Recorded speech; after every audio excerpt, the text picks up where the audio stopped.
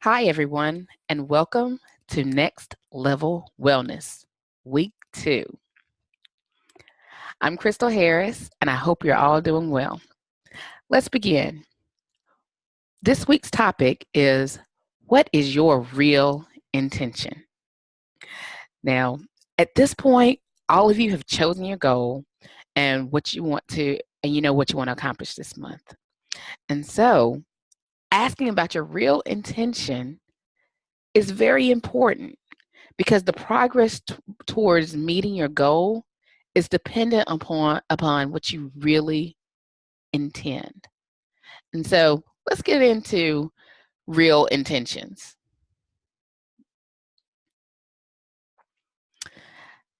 Now, once upon a time, teenage daughters would bring home their boyfriends, and fathers who weren't all that keen about their daughters dating would ask the boys, "What are your intentions with my daughter?"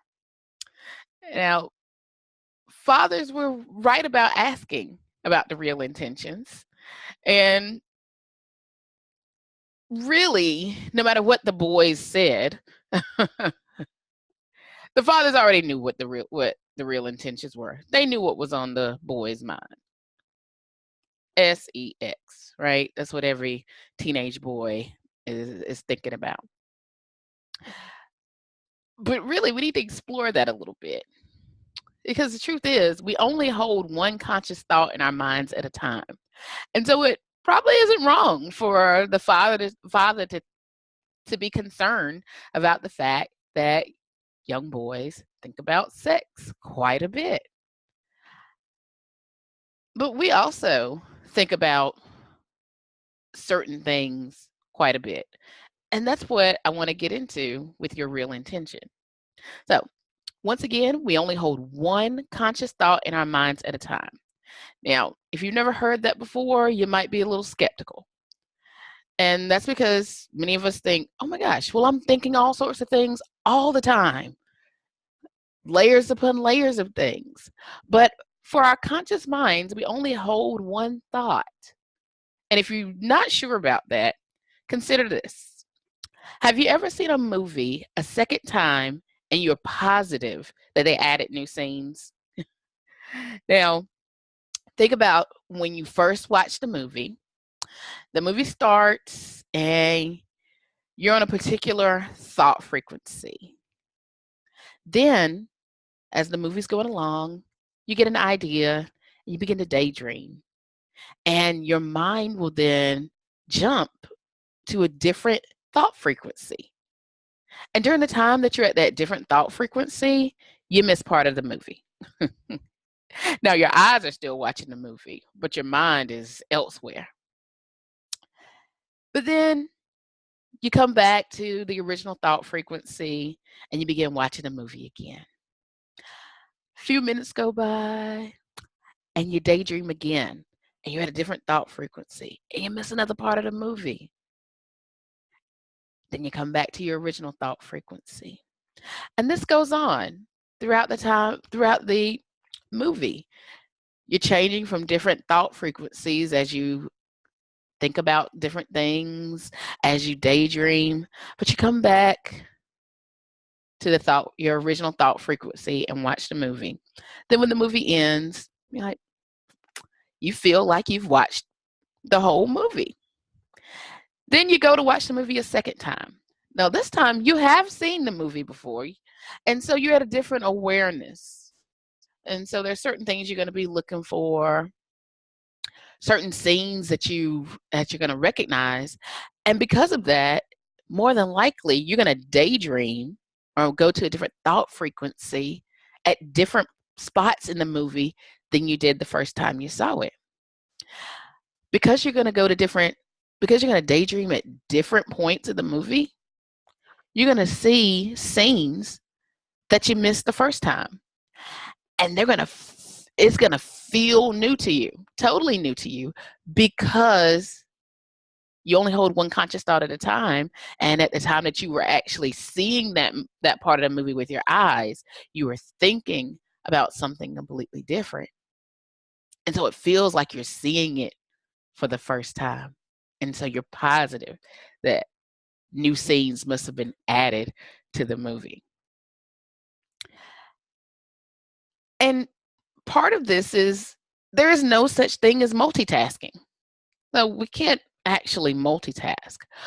We think we might, go from one thing, be able to do multiple things at the same time.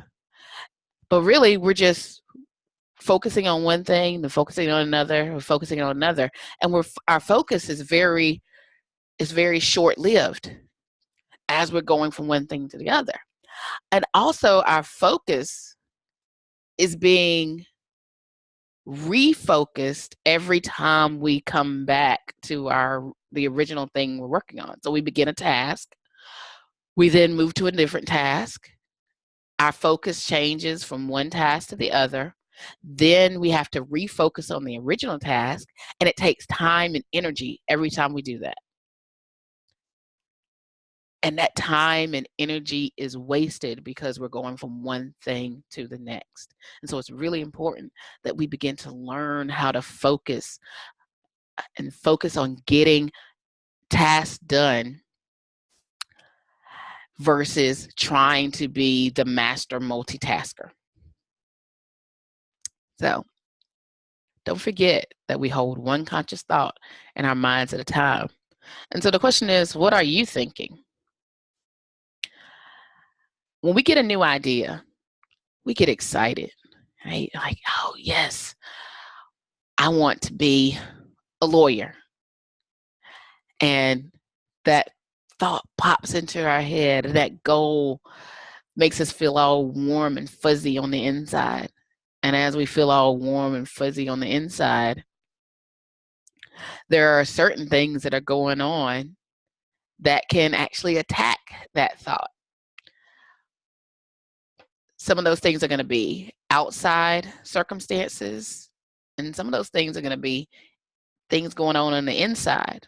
And so with the outside circumstances that can attack an idea, sometimes there are other people's opinions. And so these folks, maybe people who know you very well, they know you so well that they know that you could never be a lawyer. And they will let you know that. They mean well. Other people, they'll be just joking. And in joking about you not being able to do your goal, you begin to internalize those things.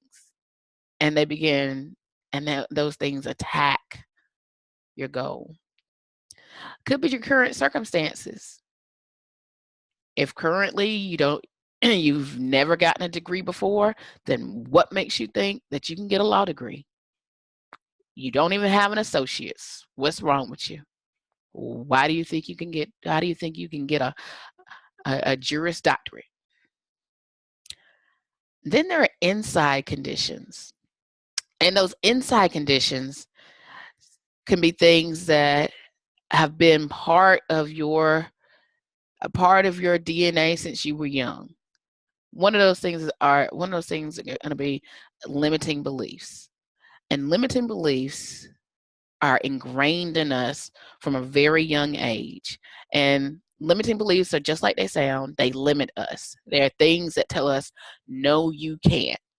No, you cannot do that. And many times there are other people's beliefs of either themselves or of us, or the circumstances around. But these are things that have been told to us, that we learned maybe at 4, 5, 6 years old. You're not good enough. You're not smart enough. There's no way anybody in our family will ever be anything. You'll never be able to make a name for yourself because of the name that you were born with. Those are limiting beliefs, and they creep their ugly heads up out the muck when we get an idea, or when we have a goal that takes us outside of our comfort zone. Also, past failures. And past failures are part of limiting beliefs as well. But they could be things that happened very recently These are things that you tried to do, but it didn't work out. You attempted to get your associate's degree one time, and you weren't able to finish but one semester before life happened. So what makes you think that you can go long enough to get any type of degree? Past failures. We see them when past failures are attacking our dream. It's because we see them as character flaws and not as the learning experiences that they are. Then we have habits. And I put bad habits. And these bad habits are things that we have learned to do over time that are part of how we live our lives that aren't going to be things that are useful. They're not going to be productive towards reaching your goal. And some of the and a bad habit for someone else might be something useful for another person. And so these are things that you do that may not be moving you forward. And so these could be simple things such as always saying you're not a morning person and therefore you always wake up late, or you always sleep in. It's a habit that you have, and that habit could be a bad habit because the things that you want to do require you to get up early in the morning. But these are a habit that you have created. Or you try to lose weight and you are really excited about finally getting to a point in your life where you're healthier. But every time you have an emotional upheaval, every time you get really sad, you eat and binge eat. That's a bad habit that's not going to be useful for when you are trying to lose weight. And so with the outside circumstances and inside conditions, those things could be what we're thinking about. So when you think about your goal, what comes to mind? Are there some limiting beliefs? Are there some opinions of other people that pop up? Can you hear your friend's voice making a joke about you wanting to do something new and saying, girl, you know better than that. You crazy.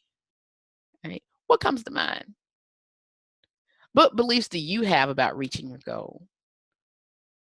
Are you thinking that, wait a second, why do I think I can lose weight now when I couldn't lose weight 20 years ago when I was young and had more energy and more time? Or do you spend a lot of time trying to figure out how it will get done? You know, if it would be great to get there, it'd be great to lose 40 pounds. However, how in the world am I going to lose 40 pounds when I can't even lose 5? So what's the point? What's the point of starting? Now, if these are the things that are on your mind, if these are the things that are constantly part of what you're thinking about when you think about your goal, then you're focused on not achieving the goal, which means you're not focused on achieving your goal. If what you're doing is keep continuing the conscious thought, that one thought of not being successful, then you have decided what your real intention is, which is to not succeed. And so be very aware of what you're thinking. Negative thoughts are speed bumps to progress. They slow you down. But that's the point of a negative thought. It's supposed to slow you down. Think about it like this. Positive thoughts are like pressing the gas. Negative thoughts are like pressing the brakes.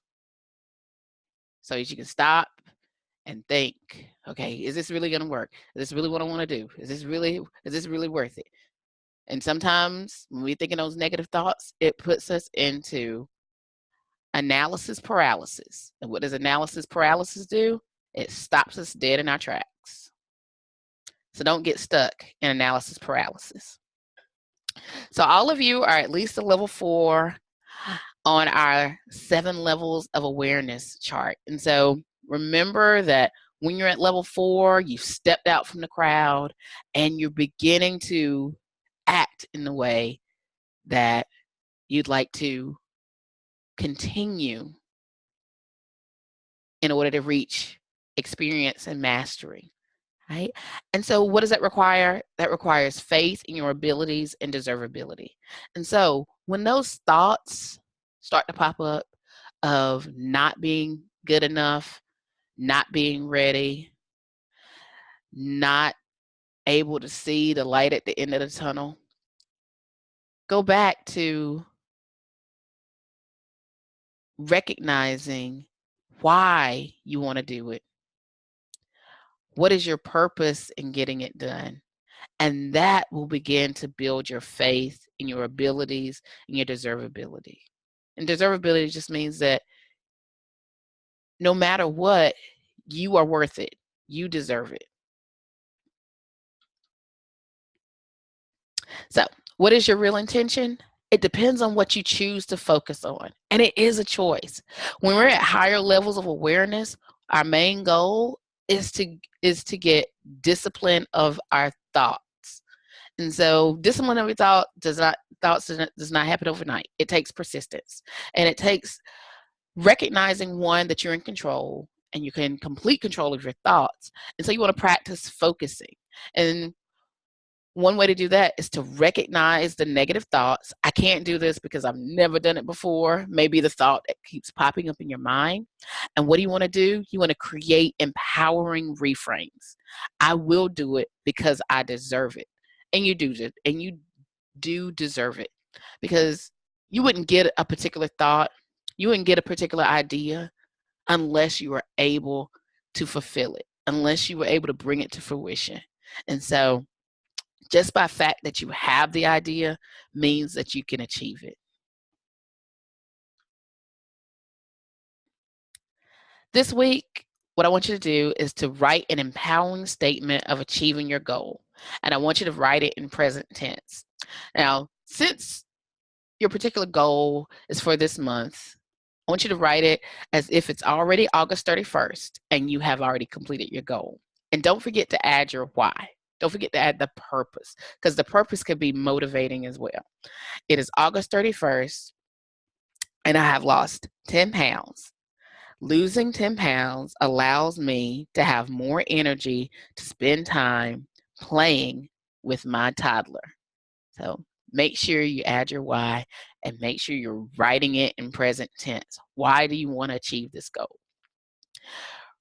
Read your statement aloud daily and more often if you need to. But definitely let that be one of the things that you do every day, which is read this statement out loud for yourself so you can hear your voice saying these words. And as you're saying these words and listening to it daily, you begin to believe those words. And you're creating that conscious thought that is focused on achieving your goal. If you haven't done so, you also need to complete your call to action with me. I'm really excited to get you all in and to talk to you more about your goals. You will have a second call to action with me next week. So you may want to go ahead and schedule that also. And as always, take time to enjoy your life. The whole point of this is to include it in what you do on a daily basis, but also to show that it can be part of the bigger picture of having fulfillment in your life. And so here's to your success in all ways. And I have a quote from one of my favorite professors from when I was at Wake Forest University, Dr. Maya Angelou. And the quote says, "Success is liking yourself, liking what you do, and liking how you do it." Take care. Have a wonderful week.